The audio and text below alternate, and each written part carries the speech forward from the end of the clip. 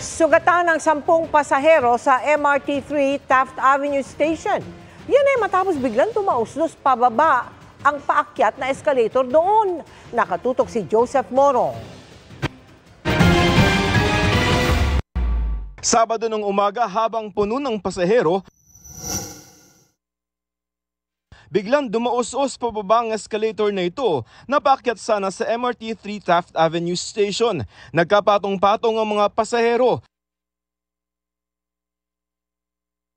Naputol na pala ang pangunahing kadena na nagpapaandar ng escalator. Sa isang larawan namang bigay ng source, kitang napuruhan ang bukong-bukong ng isang babae.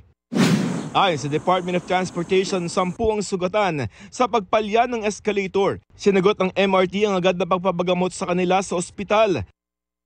Hanggang kaninang tanghali, kinukumpuni pa rin ang nasirang escalator. Yung mga bumababa dito ay sa halip na mag-escalator ay naghahagdanan na lamang. Mabuti kung medyo malakas ka pa at medyo bata, pero para dun sa ilan natin mga kababayan na medyo may edad na, ay medyo mahirap yung kanilang pag-akyat dito sa hagdanan. Mahirap. Bakit po? Nakakapagod. Bakit wala mga escalator dito? It's hard, especially I'm old na, no? It's very hard to go up without the escalator. Humingi ng paumanhin ng General Manager ng MRT at tiniyak na sasagutin ang gastusin ng mga nasugatang pasahero. Tiniyakan niya ng maintenance provider ng MRT na Sumitomo Corporation of Japan na tatapusin ang repair ngayong araw. Pinagalitan ni Transportation Secretary Vince Dizon ng MRT at ang Sumitomo dahil 3 araw nang sira ang escalator. This is unacceptable because I reviewed the contract.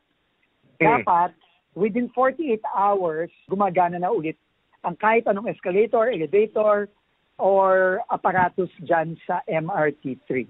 Dahil sa insidente, i-inspeksyonan din ni Dizon ang mga pasilidad ng MRT3. Nanawagan din siya sa mga pasahero nung panahong yun na maaaring nangangailangan ng tulong na tumawag sa hotline na nasa inyong screen. Para sa GMA Integrated News, Joseph Morong, nakatutok 24 oras. Ayon sa Department of Transportation, naayos na ang nasirang escalator sa MRT3 Taft Station. Muling binuksan at fully operational na rin ito mula pa kaninang pasadong alas 5 ng hapon. Tiniyak din ng DOTR na sasagutin lahat ng gastos sa pagpapagamot ng mga naapektuhang pasahero.